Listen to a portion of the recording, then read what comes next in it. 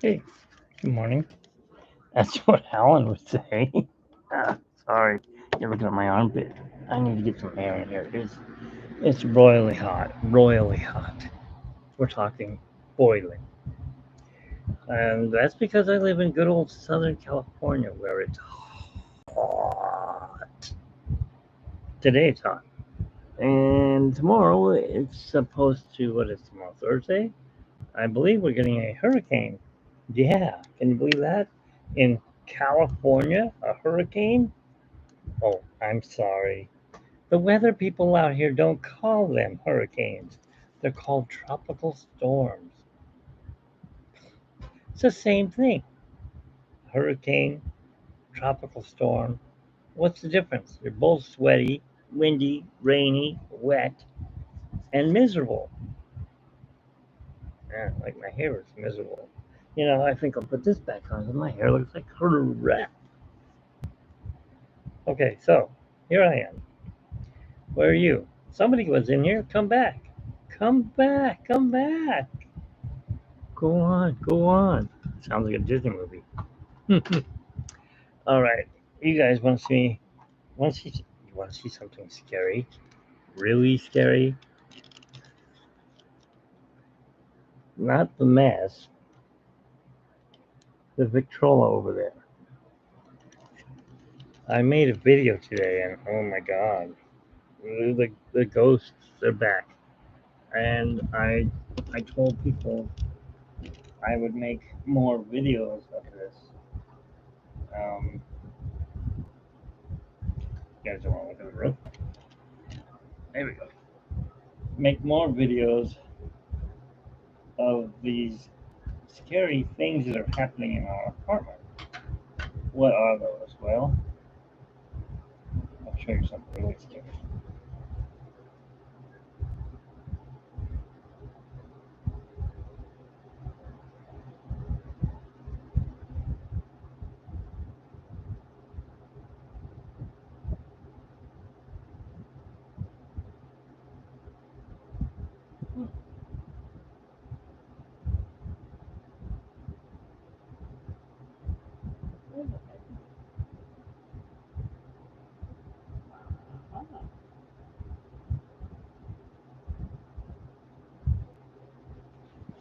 Okay, I'm back. I have a crooked smile. I'm gonna throw up if I keep looking right now. Ugh, they need to be crushed. Here, we'll do this.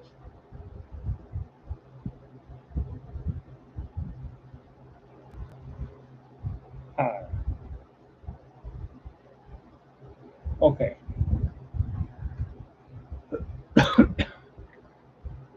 So, can't do it. Ugh.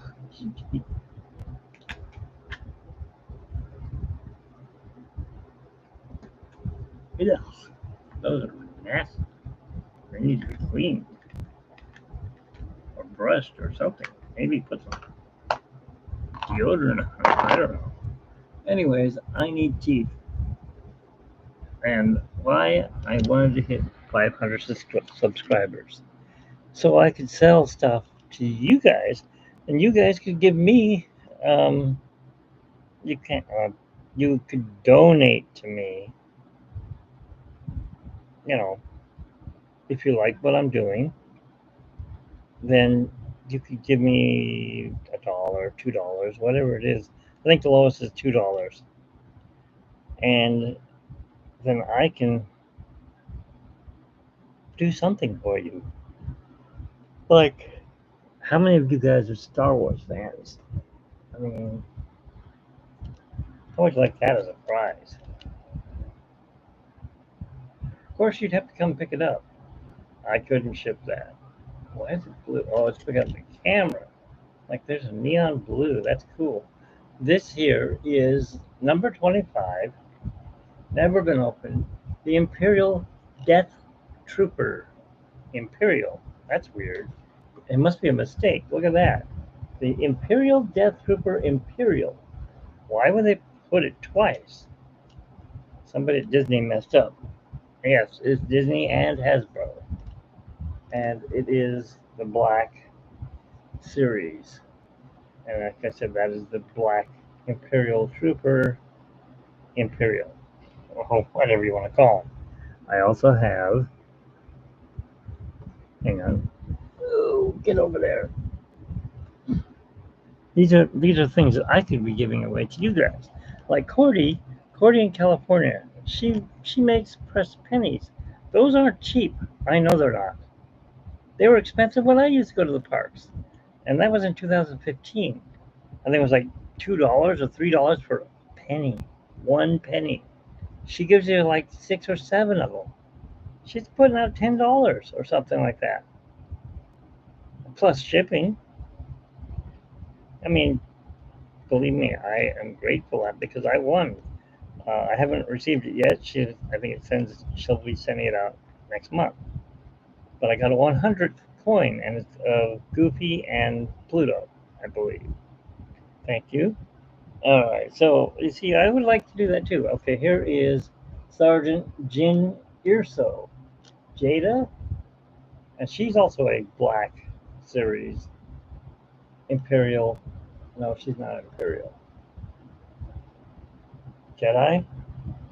It doesn't really say what she is. Highly skilled soldier of the Rebel Alliance. So she is a Jedi. She's with like Luke and Han and stuff like that. And Leia. So she's against Kylo Ren. Or whoever they are fighting nowadays. I believe Kylo is dead, unless you're at Disneyland. Well, those I have those up on OfferUp, so you can see what I'm asking for them. I know I'm not going to get that, but they're worth a pretty penny. I looked them up. Each one of them is worth about $10 on the market. Now, brand new, I think they were like $20 each. I think. I could be wrong. Anyways, I picked them up, got them. I did a trade for them, and now I'm gonna give them away. So that's just a little detail of what I'm doing. The problem is with my e-ticket to Tomorrowland page, YouTube page. E-ticket to Tomorrowland was a blog, and it was all about Disney. My wife and I would go to the parks, and we would interview cast members, or we would go to a Disneyana show, and people like Tony Baxter would be there. If you're a Disney fan, you know who Tony Baxter is. Let's just say Splash Mountain was his baby. I have to quit saying They said that's bad to do that when you're making recordings or live. If you're doing this, and it sounds unprofessional, just like drinking water.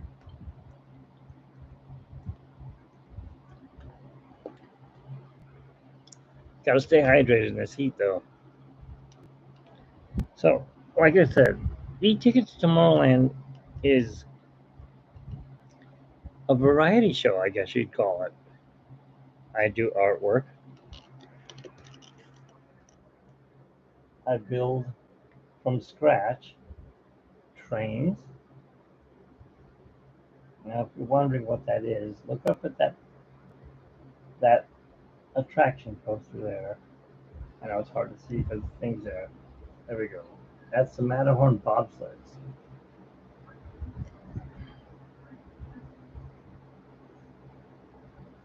That's the Matterhorn mountain. I built that. Behind it, which you can't really see with all this garbage in the way, I'm having problems with it. That small world that I built, I need to work on the background because you don't see tall green trees back there. You actually see our mountains, Mount Baldy and stuff, which is north of Disneyland. So if you were at the front part of the park, here, let me shrink it back down here. Okay. If you were at the front of the park where the train's sitting, you'd be the south end of the park. And of course, mine's not to scale because Small World would really be like over there behind Matterhorn. And that would be north. And then, of course, Splash Mountain's been my biggest pain in the butt right now. I can't get it built. I cannot get that built. It's got green grass and then it's got some uh, water things empty right now because they're working on it. No, the Imagineers are working on it. That's it. Okay, I'm getting you guys dizzy there. Um, I tried to go live on Facebook, but the stupid thing keeps saying FPS is too low. FPS is too. I don't even know what that is. I don't know anything about cameras. I know how to turn them on. If they work, that's great. Okay, so like I was saying, that mess over there is Disneyland. It's Engage. I believe my cat got a hold of it and chewed up the wires because now I have an extra wire, and when I plug it into the transformer, the train wants to go full speed. That's it, just blow out. I need to go 100% full speed. I don't want that to happen. It's going to blow the motor up. Those things aren't cheap. They're $100 and something each, the engines, and that's a Bachmann. So, anyways, what else can I tell you?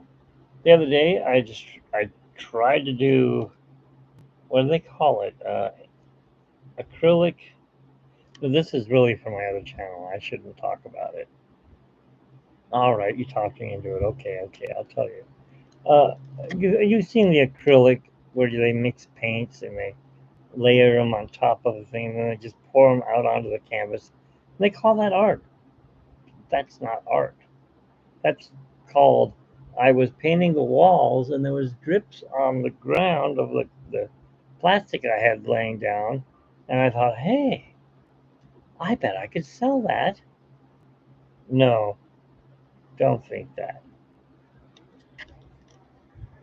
I tried and it came out horrible looking. So this is it.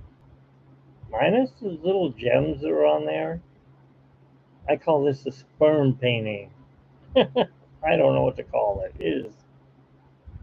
It's weird. That was a bunch of colors I had poured onto the uh, canvas. You see, it's just canvas. You can see it's just made a mess on the back. It's like army green. I didn't even use. Well, I did use green. I used those colors right there. Green, glow in the dark, yellow, red, white, and blue. And it comes out like that. Ta-da! Now, I said glow in the dark. So, you see the little Mickey Mouses everywhere? Well, they finally dried. They had white stuff all over them. That's why I was calling it sperm painting. These are not hidden Mickeys. And then there's a hidden star. Where is it? Right there by itself. I'm going to show you something. Let's see if it'll work. Let me put this back over here.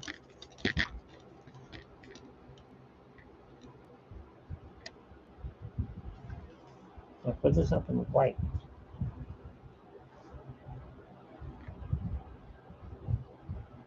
Move my big belly.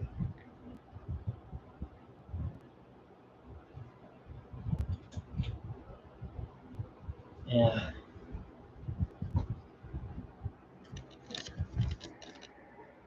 I don't know if the camera will catch out of that.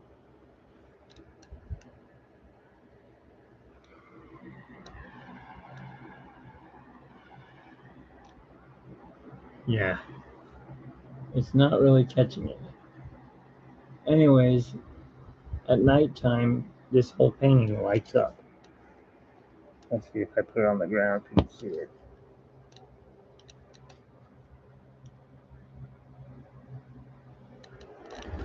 No, not really.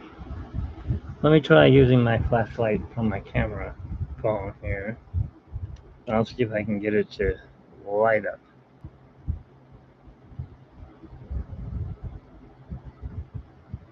Okay. Bright, huh? Okay. So there's a picture down there by my feet.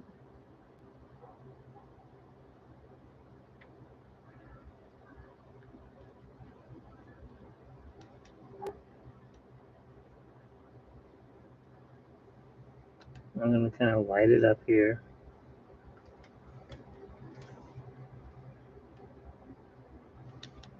There you go.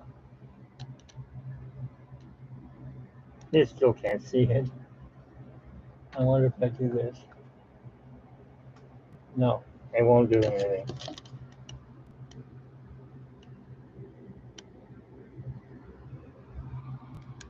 Well, trust me. It makes Mickey Mouse's light up in the paint. But it really is the worst painting I have ever made. And believe me, I've made some paintings. Let me turn the light on and I'll prove it to you. I've made real paintings.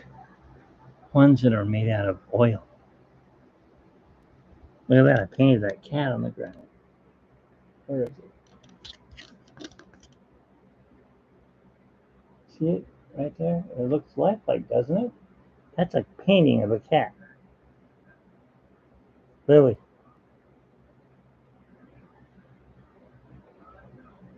Oh, scared me. Thought she was dead. But no, right here, really. There, she's not all dead. She's quite alive. This is one of my paintings right here. I did this one a long time ago. So long ago that when I signed it, I never dated it. I don't do that anymore. I sign and date my paintings. This was one of my first ones. And you know who I can thank for that? Not Bob Ross. Bob Ross wasn't even on PBS when I learned how to paint. No, I went to a painting school. So I didn't go there. It came to me before the internet. So I did get a graduate's for art. But of course, the diploma never got sent to me, and it was in Connecticut. I'm sure you'd seen it. These things would be in like Highlight magazine. And do you know how to draw art? Of course, I know how to draw art. I'm an artist.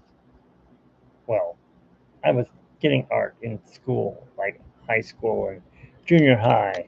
But yes, I do know how to draw art. Um, let's see what I can show you here. And as you can see, this is my problem. I can do all these different things. I can play keyboards. Not great. I can play them. I can play. You can't even see it down there. Anyways, there's a ukulele down there. I can play that a little bit. Used to be able to play trumpet, but lost my teeth. Can't play that no more. I can create and do train stuff and build models. I built those models, all except one with a white turret on it. The other ones are scratch built and they're made from paper. Like the castle.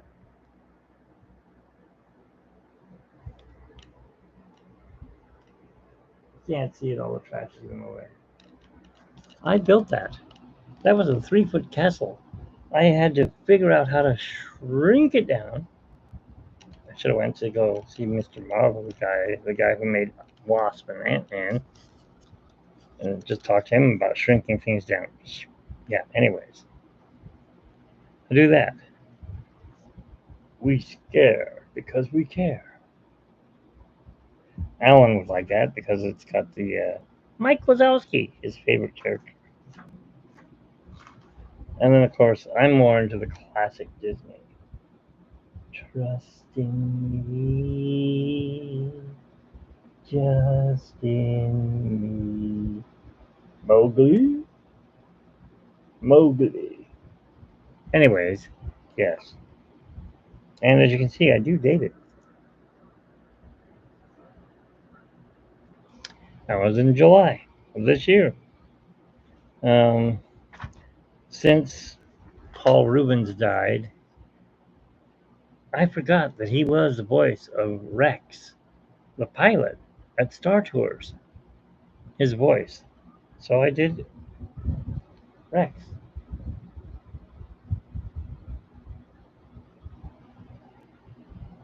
So that was my tribute to Pee Wee Herman or Paul Rubens, even though he's a bad person.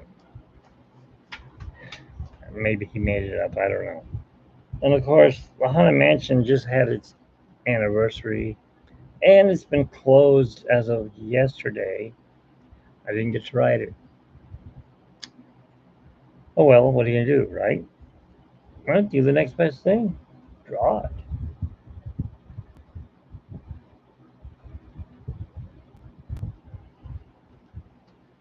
Welcome, foolish mortals, to the Haunted Mansion. And it's not all Disney. I mean, my wife, she loves Harry Potter. So I said, well, let me draw Hogwarts for you. And she said, you can you do that? I don't know. Let's find out. See if I can get a hold of it so you can see it. Look, there's a witch or whatever that is up here by my pinky. And there's the Dementors chasing after her. Maybe it's Harry Potter. And then, of course, the castle itself. Or the school, whichever you wish to call it. Did I sign this one? This is just pencil. 8/9/23. So yeah. So I do draw art, but this is for another channel. I have a different channel for art.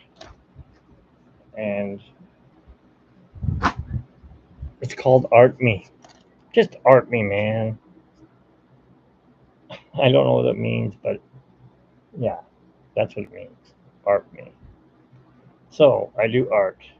I've worked in the music business. That's why I know about musical instruments like keyboards.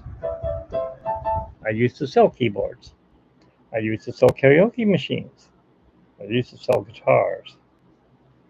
And I also have learned to fix and repair guitars. Matter of fact, I'm going to tell you a quick story. I know this has nothing to do with my channel. Well, it might, but I started working at my dad's music store back in the 80s when I got out of high school. Yes, I'm old. I'm coming up on my 40th class reunion this October. Anyways, my dad says, Mitchell, you're coming to work for me at the music store, like your other brothers. I have 4 brothers, no sisters. They've all worked at the music store. One actually bought the music store and took it over, the oldest brother. Anyways, getting back to when I started working, my dad was a guitar player. He learned how to play guitar, and he was in a band with his sister and his brother, and they were on the radio in New York because he lived in Rhode Island, as they put it. All 3 of them are passed on now. Good old days. Anyways, I think it was my first week there, and this at that time, my dad was buying musical instruments from people that couldn't afford to keep their instruments or they just weren't interested. You know, I rented this trumpet and then I bought it and I don't want it. My kid doesn't want to play it anymore. Okay, well, let's see. How much you got into it? Did you buy it from us? No, you bought it at another music store. Okay, well, how much did you pay them? Did they? Yeah, how much did they charge you? $750. And that's just for a regular old brass trumpet by Bach. Okay, well, let me look it up in my blue book. So he'd go through his book and look and go, this one's got dance in it, and I'll give you $25. And people would go, what? All right, I'll take it. So there he had it, another instrument added to his collection. He was a salesman. Okay, so this one day, this kid comes in with a long tweed case, guitar case. First I'm thinking, ooh, is that a bass? What's he got in there? And he brings it in and he goes, do you buy guitars? I go, yes, we do. Can you take a look at my guitar and tell me what it's worth and what you'd pay for it? Well, I won't, but I'll get my dad. He's the one that takes care of that. So I go in and got my dad, and he's like, oh, shoot. Look at that nice, sweet Fender case. He knew it was a Fender right off the bat. It's a Fender guitar. No, it was a mess. Okay, so he goes, all right, let me see what you got. So he puts it up on the counter, opens the case. It's like a velvet red inside. I'm like, wow, look at that. Or purplish. It was like a maroon red colored, the inside of the case. And it had tweed on the outside, yellow tweed. And my dad's like, okay. Now for the gross part. The kid took model paint, spray can, metallic purple and metallic orange, painted over the body, painted it over the all the electronics, the pickups, and the parts that hold the strings in place, the bridge, painted it all metallic orange. I'm like, oh my god, ruined it. Painted the neck purple, metallic purple. You can see the streak marks and drips. And he painted over the frets, and he painted over everything, even the tuning machines. My dad's like, oh, well, okay. I'm gonna have my son take it in the back, and he's gonna take a look at something. And then he whispered in my ear, "Hey, why don't you get some acetone and wipe it on the top of the headstock, not heavy, lightly, and we want to see if it's a fender." Okay, so I take it in the back, I get the acetone out, I put it in the thing, and I wipe it on the headstock, and the paint starts coming off. I'm like, oh, good, not a heavy coat. You have to just spray it once. And sure enough, as it appears, Fender Stratocaster, and it's on a maple neck. So my dad says, okay, well, leave the guitar back there. So I left it back there, come back up, and I told him, yes, it's definitely a Fender Stratocaster with a maple neck. He goes, okay, at least the headstock's maple. He goes, all right. So he goes and he tells the kid, well, the best I can do for you is maybe $15. The kid's, oh, no, I need more than that. I need to pay some bills. Okay, 25. That's it. That's as high as I'm going. This is 1987. And the kid goes, well, can't you go higher? He goes, no, you painted over everything. You ruined the guitar. Well, it was my dad's, and he gave it to me, and I didn't, I didn't like the color of it, and that's why I painted it. Well, I'm sorry. You can take it or leave it. It's $25 or nothing. The kid thinks about it and he goes, all right, I'll take the $25. So he signs paperwork and he leaves. My dad says, okay, Mitchell, I want you to go in the back again, loosen the strings one by one. Do not cut them off. It'll mess up the neck worse than it is. Okay. I loosened all the strings. They're all on one side. And it was a right sided playing guitar.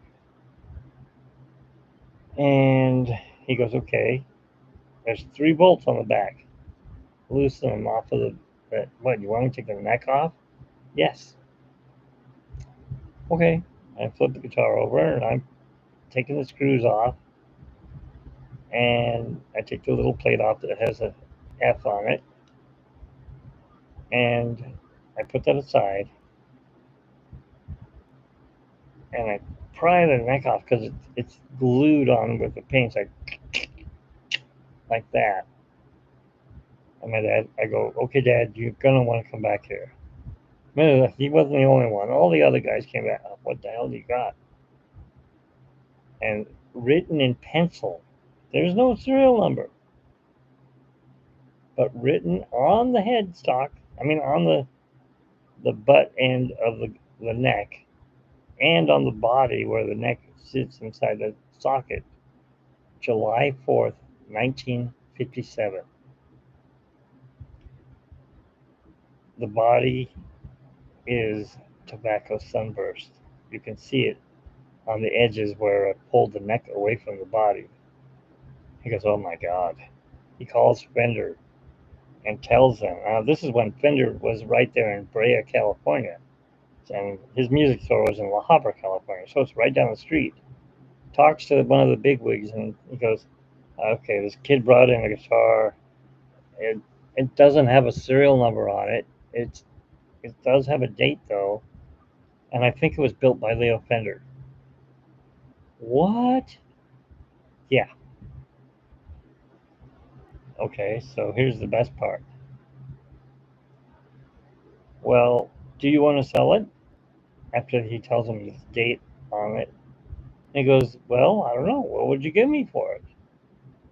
Sight unseen, we'll give you $30,000 for it. And my dad's like, oh, wow, I could really buy a lot more here in the music store for that. Could get more Fender guitars and Fender amps, and I could get nice Guild guitars and some Yamaha and everything. It'd be nice to do that, but I think I'm going to hang on to it and let it get more appreciation. Well, we're not going to offer you again. $30,000 you can have right now. And no, I think I'll hang on to it. So he held on to it. And he took it to somebody. I don't know who he took it to, and I didn't get to see it after that. I never saw the guitar again. This is what I heard. It was a guy in Lake Tahoe that restored guitars. And he took it up there, and the guy said, oh, what a mess. All right, well, let me strip this paint off. Strips all the paint off. It's got a rosewood neck fretboard. It's got the fat frets on it. It's got maple with the bar running through it with a dark bar like they make nowadays. And he's going, oh my God, this guitar's, wow, I'm holding maybe something built by Leo Fender himself. And he's like, do you want to sell it? And he goes, no, I want you to refinish it and make it back to its original. He goes, well, okay, I can do that, but I'm going to have to strip off all the tobacco sunburst because it's not going to come off with this horrible paint. Okay, if you have to, you have to. So he gets that done. It's stripped down. It's just a bare guitar now. I don't even know what he did with the pickups, how he cleaned those. I'm sure they were bar pickups, soap bar pickups, whatever they call them. And the guy cleaned the machine heads. I did get to see those. They were brand new looking. I mean, they still had the dinged gray looking. The guy must have been a smoker. My dad got Alzheimer's. My mom passed away. She had a heart attack, and she passed away in 1993. And he got remarried. Well, his wife didn't know shit. When he died, she goes, I need to sell off all his stuff. It's in the will, but all of his stuff gets sold. Well, maybe we'll take care of that guitar. No, I have somebody that wants to buy it in Corona, and I'm gonna get the money for it. Well, no, we think that it belongs to the family, not you. Well, I'm sorry, I was married to her when I was selling it. The guy came up and gave her $3,000 for it. Which is, ooh, nowadays, that guitar is probably $100,000. Anyways, that's my story, and I'm sticking to it. That's one of those barn finds, but in a guitar. So, that had nothing to do with e-tickets to Tomorrowland, by the way. I just thought I'd tell you guys that story. Somebody got it at a well price, a very great price. Not as great as my dad. My dad paid $25 for it. I need water. Sorry. So he made me a keyboard salesman.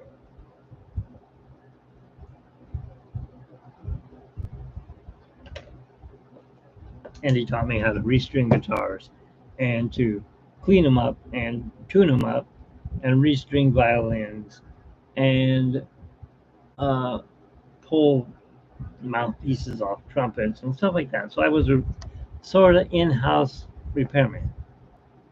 So I did that. But I also had to make sales. I suck. I'm not good at sales. That's probably why I can't run this e-ticket to Tomorrowland, because it's like selling myself on YouTube. I'm selling myself to you guys.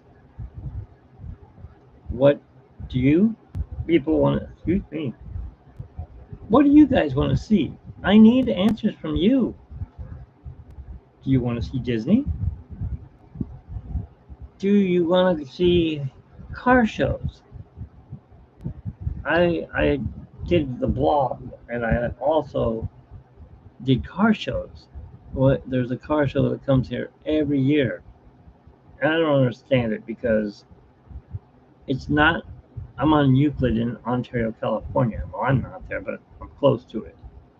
Euclid is not Route 66. Foothill in Upland is Route 66. This car show they have every year. It used to be in San Bernardino, California, and they moved it to Ontario because there were riots going on, and people are just weird. I don't know. They don't know how to behave. It was a 3-day event at the time, and then when they brought it to to Ontario, California, they didn't have as much money, so they said, "All right, we're going to make it a 2-day event, Saturday and Sunday." I was out there every day. Now, like I said, it started 3 days, and I would videotape cars, and I was using a phone. I can't take the webcam. The webcam won't reach. It's connected to my computer. I wish I could show it to you, but it'll do that. Doo-doo-doo.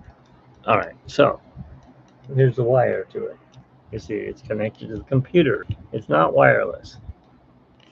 Somewhere in this mess, I have a GoPro camera. It needs a battery. So that's not going to work for me. And it needs to be moved. It can't be just, I can't walk with it. It's made for sports. You have to be like moving at a certain speed and have wind or water or air blowing through the camera, keeping it cool. Otherwise, it gets hot and shuts down. So I'm stuck with a phone camera. It's really strange. Really.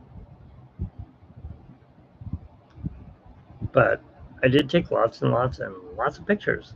I can't put them on YouTube. How do you put pictures on YouTube? Make it a slideshow? No one's going to watch that. You guys will watch it for 2 seconds and walk away. Or you won't even watch it that long. I know, because I wouldn't. That would be boring. I've tried to do live streaming, and you need internet. Well, I have my work phone. I can bring that along and use the internet from that. Excuse me. What time is it? Almost 11. All right. So, I have to use that word. Um, so I would have to learn about cars. I don't know that much about engines. My friend can sit there and tell me, I got a 351 posi traction limited slip. I don't know what the hell he's talking about. I know it's a 351 motor. Okay, cubic inches. What about it? Well, I put this cam in it. It's got HL14 lobes, and it really gives it lift and power. Okay, whatever you're talking about, sure, right? Woo, over my head. Um, I've asked people, well, what do you got in your car? I mean, the last one I went to was there was a nice looking Volkswagen. I am a Herbie fan.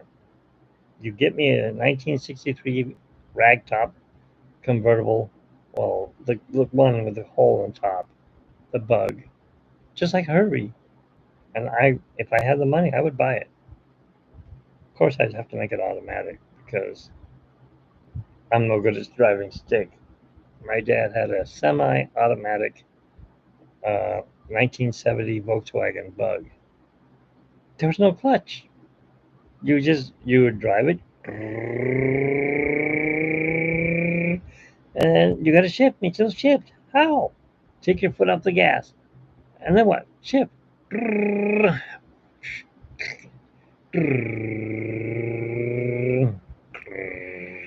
Okay, that was easy. There's no clutch. It's easy to drive.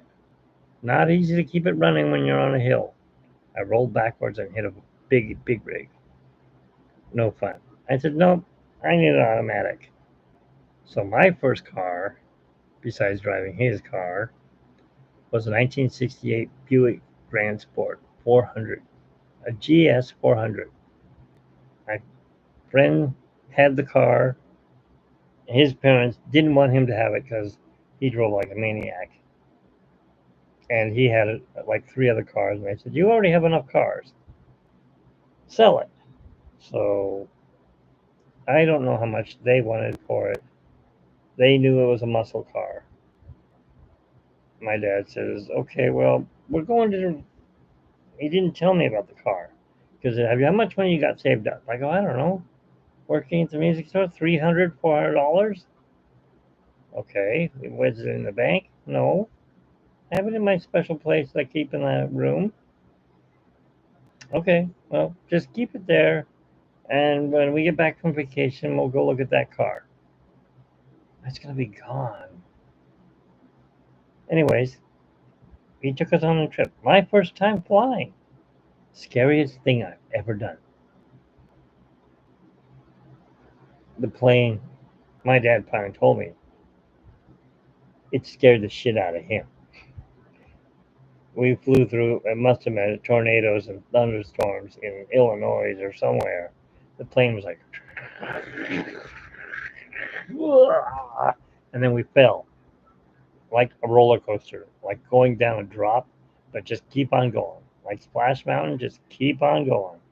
I'd say we fell at least 1,000 feet before the jet came back and leveled. And the pilot comes on, oh, okay, everyone, you're going to put your seatbelts on. That was a little bit bumpy. Shit, I'm taking the train home. I'm not, no, I'm not. I'll walk home. I'm not, I don't like this. I got anxiety from that. It was the scariest freaking flight I've ever been on. I've been on other flights. I've flown to Reno. I've flown to Vegas. Those were easy flights, half-hour flights. This was 5 hours. 5 hours of hell. And it was a red-eye flight. My dad said, well, take the midnight flight. We'll get there in the morning. How's that? 5 hours, and we leave at midnight, it'll be 5 a.m. No, it won't. Because you're going to be going forward in time. It'll be 8 a.m. What? Time travel. I don't know. I don't get it. It's just like coming back. You're losing time. Anyways, enough of that. So, in the middle of the vacation, my mom didn't go. She wasn't feeling well. She didn't go. So my dad took us and me and the boys, and we went to Boston. Oh my God, that town is cool. Oh, the history there. You've got one if by night, one if by sea, two if by land, or whatever. You know, the guy, the silver man, he's silversmith. Can't think of his name. Anyways, you got him. You got Benjamin Franklin. You got all this stuff. You got the sailing ships. You got whaling ships. It's so cool. Too bad I hate fish, and I won't eat any kind of seafood. Ugh. Especially when they throw a lobster live. Hi, I'm a live lobster. You're not going to be for long. That is cruel. I don't like eating something I can see that was alive 2 minutes ago and is dead now, and it's staring at you with its eyeballs. Yuck. No, thank you. I don't do fish. No fish for me. So, getting back to my dad and my mom. My mom calls my dad. Yeah. Oh, by the way, we're in the middle of a hurricane or something because it's raining and lightning like nonstop. I'm like, oh my God, I've never seen lightning that's bad. Oh, nah, it's okay. He's not telling us it's a hurricane. The winds are blowing, and he's got. Well, we're gonna stay down here in Aunt Lena's, down and below in her basement, where it's. He didn't say safe, but he said where it's more comfortable there and it's less humid. Yeah, right. Okay, so that's another story for another time. But so my mom calls, and it's probably like around this time of the year. My birthday's in August, the end of August, and he goes, Michi, your mother's got to pay for the electric bill. She ran the air conditioning too long, and the bill is way too high. So, take it out of the bank. Why are you telling me? To get it from one of the other brothers. No, you get the cash. They want cash. Where's your hiding place? Oh, no, no, no. I'm saving that money for a car. No, we got to pay the electric bill. The power's going to be out, then all the food will go bad. How am I going to get the money back? I'll pay it back when we get back from Rhode Island. Oh, camera's getting blurry. There's no way to fix it. Oh well. Okay, so I had to give up my money. There goes the money. Never going to see that car. My friend had taken me for a ride in that car, by the way. Fastest thing I had ever been in up to that point. He went down this one little tiny road down by his house, and I thought I was going to die because there's no power brakes or just manual brakes. Anyways, I gave up the money. I said, my vacation's ruined.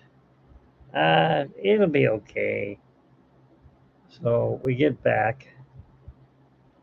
I flew back to California. And my brother, he flew back early. He said he had school or something. And he landed in Dallas, and then he went on to California. See, we took a straight flight. We didn't stop anywhere. We just went from LAX to Boston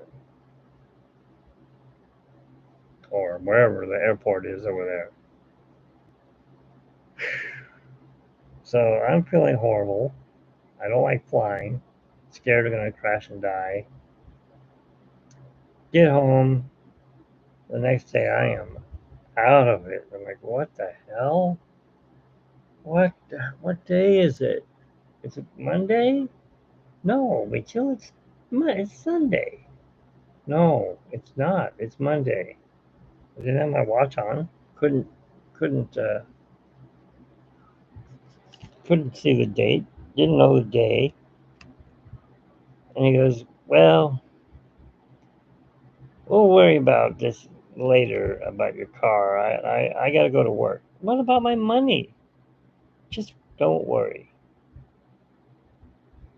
Okay, my birthday rolls around the next week, the 24th of August.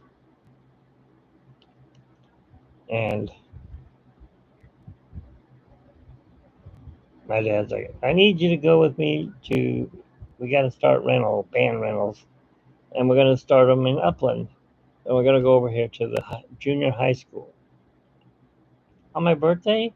Really? I want to go to Disneyland. I don't like going to have a car. I'd rather just go to Disneyland. Yeah, we can do Disneyland some other day. Fine. Let's go to, where are we going? We're going to go to Pioneer Junior High.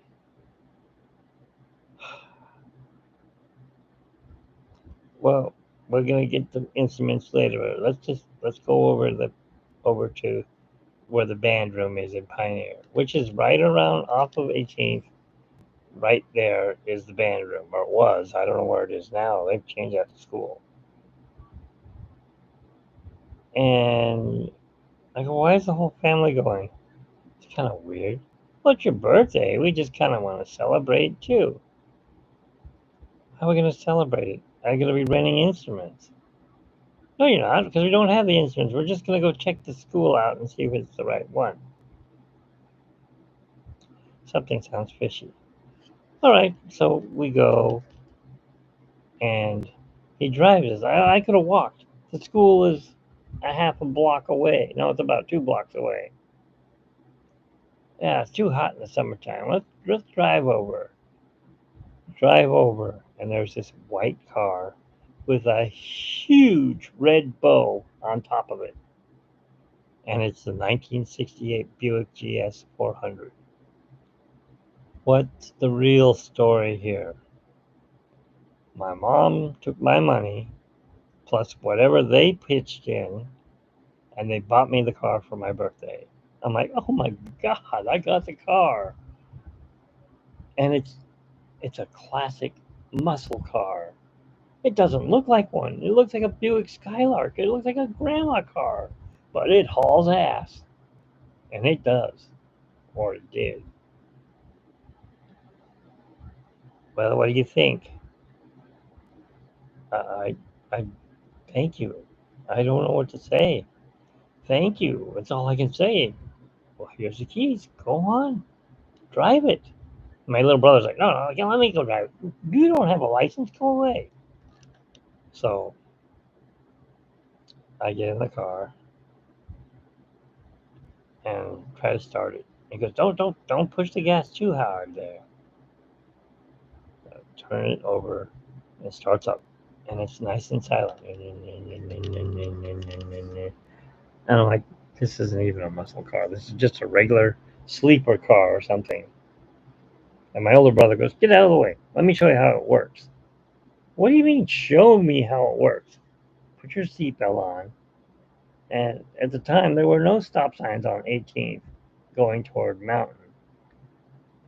He must have got up to 100 miles an hour before hitting San Antonio.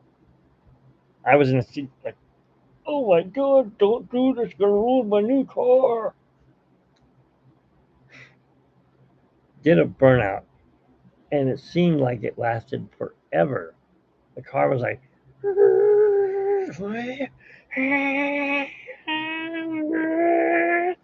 and then he shifted it, goes into second gear. I'm like, wait, I thought this isn't stick shift. He goes, "No, I'm manually shifting it with the Hurst shifter."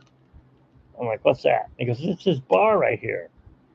Oh my God, this car's got power. I'm afraid to drive this, I think. Well, I got used to it, and I was racing it. I'd go after school. Well, I was out of school. I already graduated. I graduated '83, but my friends were still there, And I went, oh, I'd go drive by the school and egg him on. I know he could hear it. Ring, ring, ring. Nothing. Couldn't hear it. I'd do a burnout all the way across 11th Street. Well, then this is before cops would hang out there. After school, these kids would get out and they'd get in their little 86 Camaro. And they'd come up to me. Hi, Grandpa. You want to race in your grandma mobile? Uh, sure. Where do you want to race? San Antonio's got a nice quarter-mile track. Each street is a quarter mile. We'll race there. My brother showed me how to use the car, low gear to second gear to drive. I'm like, okay. We'd go over Euclid, and we wouldn't start on Foothill. I mean, we'd start on 13th to 14th. All right, you call my car a grandma car, you're in cheap shit. Yeah, right. What makes your car so great? It's an 86 Camaro RS. 6-cylinder? No, it's got a V8 in it. What do you got? I don't even hear anything. Get your friend out there. Friend gets out there, raises the flag. Go. All right, throw it in first gear. He wasn't even close to me. After first gear, he was 4 car lengths behind me. He's like, holy shit. He comes up and goes, what the hell you got in there? 400. What? Well, what kind of transmission? What's the rear? Believe me, this car is stock. You heard it. Let's race again. You just beat me off the start. That's all. Fine. Raced him again. I did a burnout the first time. I burned probably a couple of houses long, and I still beat him. He couldn't get his Camaro or whatever it was. No, yeah, it was a Camaro. Couldn't catch up to me. So word spread. Hey, there's a guy with a white grandma car out there that's blowing away people. A yellow 1970 Buick GSX, stage 1, pulls up next to me. And it's one of my friend's friends. You want to race? This guy's older than me. I'm like, okay, I guess. You want to race for pink slips? No. Just race for fun. Here's the stick shift. It's yellow with black stripes and a big hood scoop and a big fin. Mine's got this little tiny hood scoop right by the window sill. I don't even know why it's there because the air inducts are on the hood is where they should have been. They were like fake things on the side. I felt like the guy in the Camaro. He was gone. He's like, I'm like, fuck. So yeah, I lost. Big time. I won't go up against one of those ever again. And I was scared how fast mine was. How fast was his? He must have been doing 110 before he even got to 14th. That's my story, and I'm sticking to it. If you want to hear more of these stupid, long, boring stories, I won't be telling them anymore. E-Ticket to Tomorrowland is model trains, art, music, ghost stories to tell you about. Luckily, well, that's a bee. What the hell is a bee doing in here? I need to get out of here. I'm allergic to bees. Is it a bee? Yeah, I'm out of here.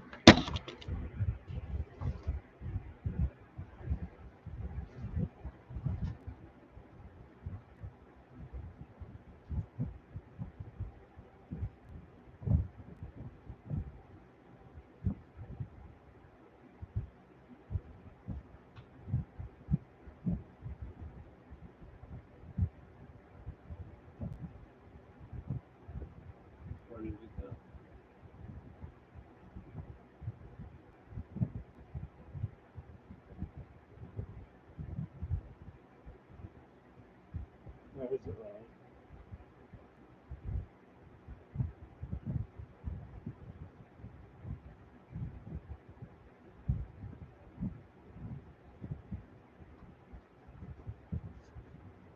I'll be right back.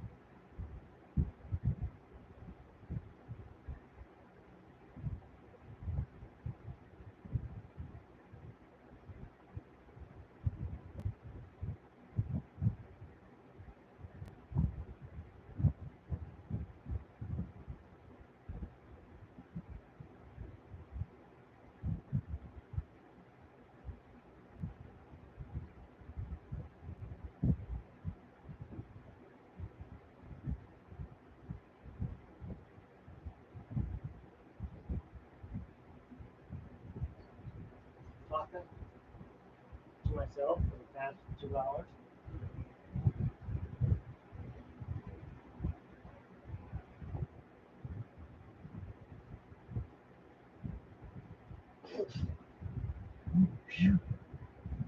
Oh, okay. When I got the fly swatter, it went away. I don't know where it went. I don't even know if it's a bee or a moth or a ghost. I started talking about ghosts and it appeared. That's just weird.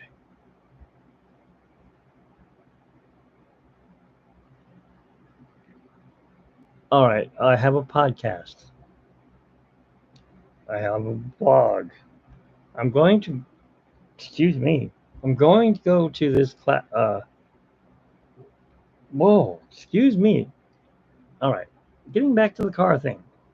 What I've been trying to tell you, which took forever, there is a car show coming up. It's called the Cruising Reunion. It's actually Route 66, which is not there. Cruising Reunion. It lasts 2 days. And people cruise up and down Euclid all day long, 24 hours a day, in these classic cars on hot rods and uh, motorcycles and bicycles and Volkswagens and little European cars. And you can even, I saw Huell Hauser had a boat car that, well, he wasn't there, but he's dead. And I'm going to be there live. And I'd like you guys to be there too.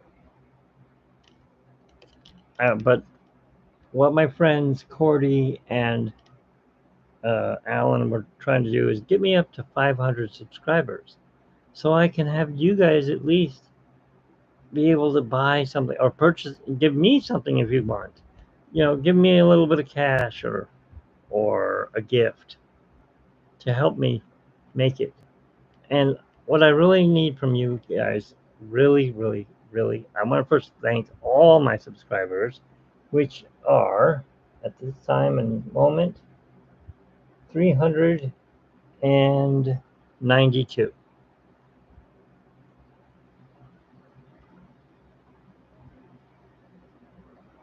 Blurry.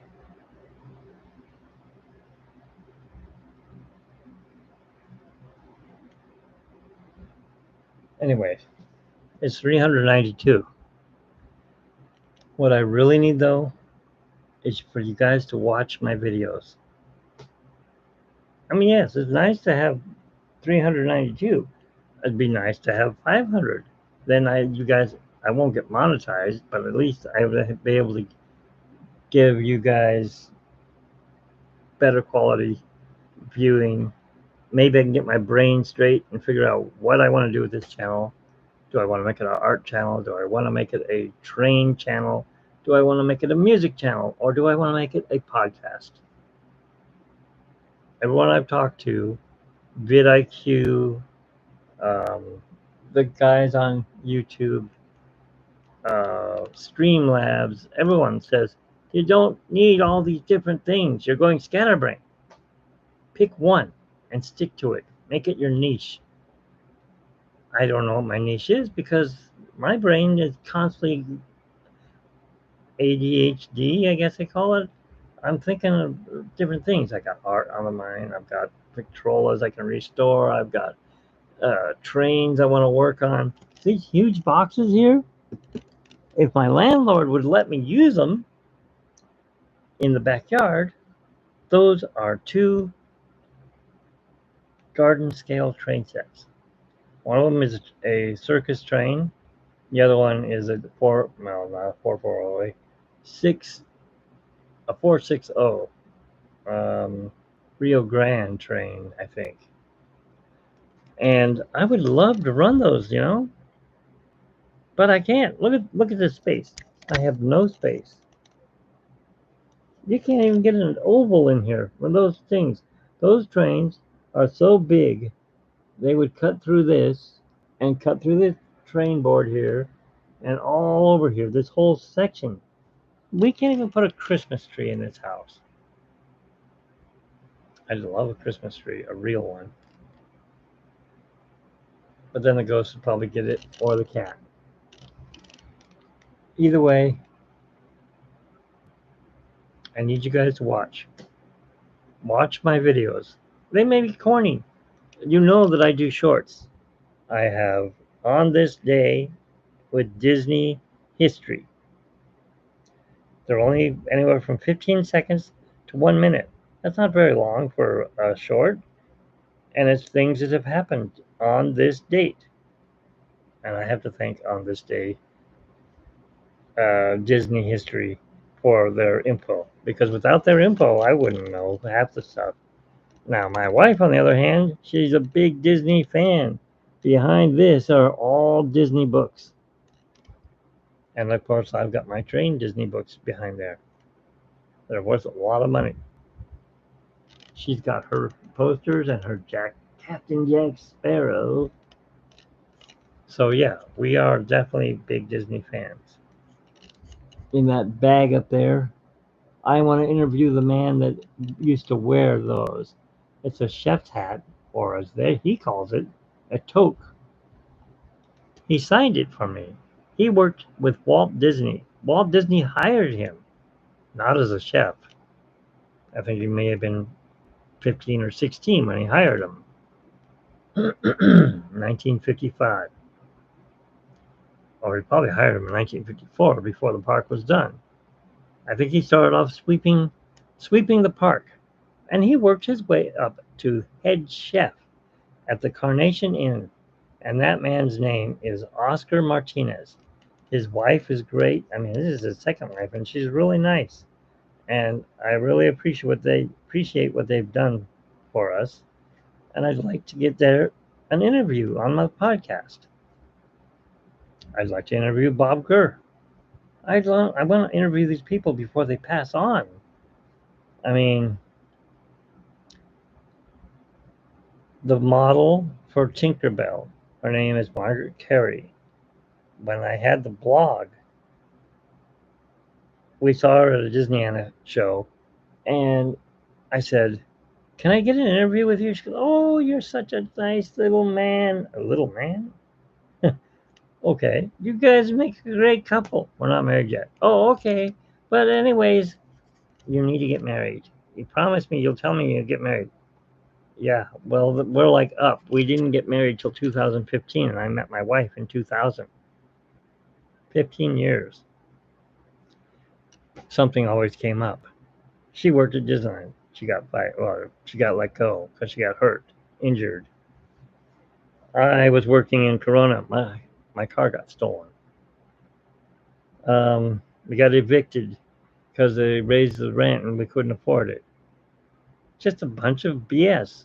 We got a flat tire. Someone broke into her car and stole everything and then stole the car. So it was always something coming up, just like in the movie Up. Anyways, we did interview her. I said, we'll just do a half-hour interview or ask you 10 questions. She's the model of Tinkerbell, and she's on the Andy Griffith show. She was on it. And now she has her own things. It's called Margaret Carey Tinkerbell model or something like that. And she moved away because she got married. She lives in, well, she lived in Florida. I don't know where she's at now. She's almost 100.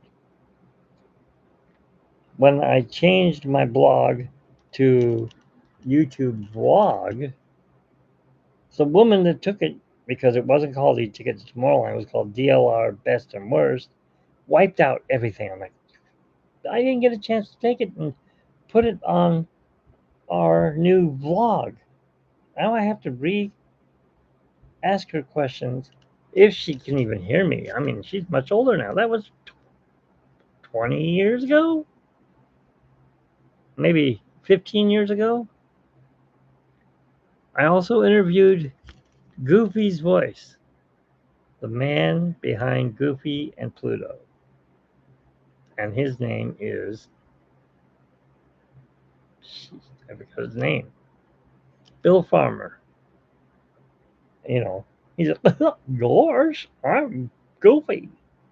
And he has his own studio where he teaches people to do voiceover and voice acting. And I did a whole interview with him too. Gone, wiped clean. I have to try to get him.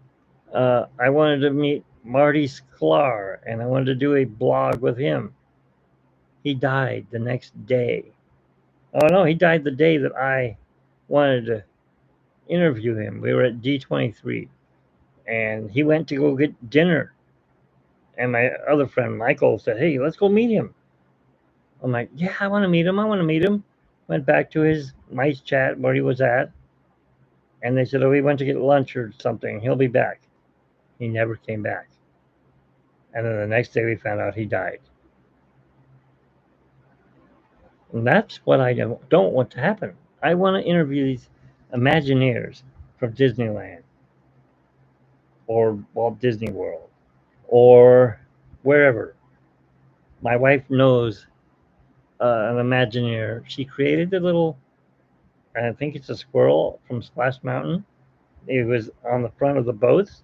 She sculpted those and created them for each and every one of those boats. Her name is, slipped my mind. But Terry Hardin, and she is a great Imagineer. She created the dragon under the castle in Disneyland Paris. Go there and check it out. I've never been there, but I've seen the videos. It's a scary looking dragon, and it comes to life. I want to interview her. She wants to be interviewed. I keep putting her off because I want my wife to do it because my wife knows her better than I do. I don't know what to ask her. My wife knows exactly what she's into, and I'm going to try to get her to do that this coming week. Of course, Terry's busy because she's also a piano carver. She doesn't carve pianos. A pumpkin carver. You used to be able to see her at Disneyland way before there was Star Wars Galaxy, and they had the ranch there, and she'd be out there carving pumpkins for Halloween. Gosh, I'm turning into one of them bullets from Who Framed Roger Rabbit. Pat Buttram.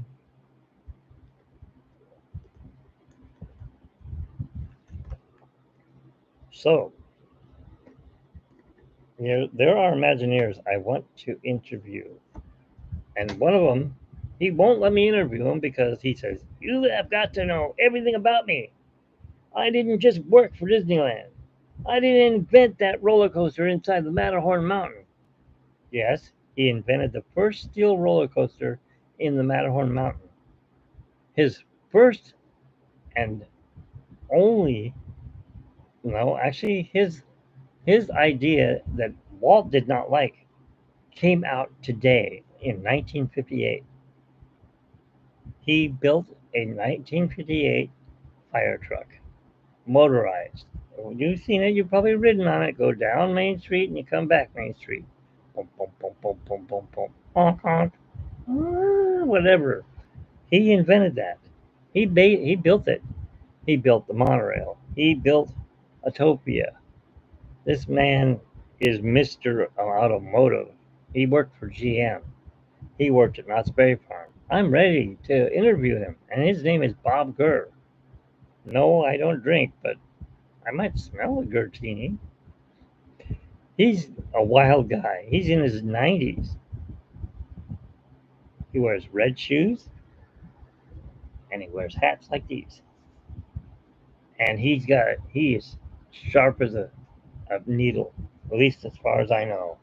I mean, when I hit my 200th subscriber at D23, I asked him nicely, hey, Bob, can you congratulate my 200th subscriber? And I don't think he really heard me because it was really loud in there. And he goes, "Hey, Troy, I think his name was Troy. Hey, Troy, you should be here because you're missing out on 100,000 people. And you know what? You're missing out on a really great time." Okay. So he was wrong on that, but he goes, "Congratulations on being number 200 for e-ticket to Tomorrowland." And there you go. At the time, I was Magic Mitch Arts. I even got, see, I keep changing the name. I don't know what to call it, but I'm sticking with e-ticket to Tomorrowland because it's the same as the blog that I had. Okay, I've done enough talking. I've talked over an hour and 18 minutes. I need your help. Please, please comment on this live stream. It won't be live, but you can scroll through it if you like, because it's a lot of boring bullshit. Me talking about Rhode Island and music. I'm like my dad. I like to tell a story. My dad told great stories. I don't know how many were true, but he was a great guy. Yeah, I know. He was mean too. He pulled out the belt. "Boys, you did something wrong. And my name is Mitch." And when I was mad, my name came out, full name. "Mitchell, you make my blood boil." Great. That's just what I want to hear. It's that Italian temper. Oh, that's the other thing. I'm a cook too. Chef Capalbo. So I need to find my niche. Is it art? Is it cooking? Is it music? Is it drawing? Is it creating Disney trains? Is it talking to Disney Imagineers? What is my niche? You tell me what you want to see, and I'll see you in the future. Remember to subscribe if you're new to this. Thanks for watching, for the people who did watch, and like I said, I will see you in the future.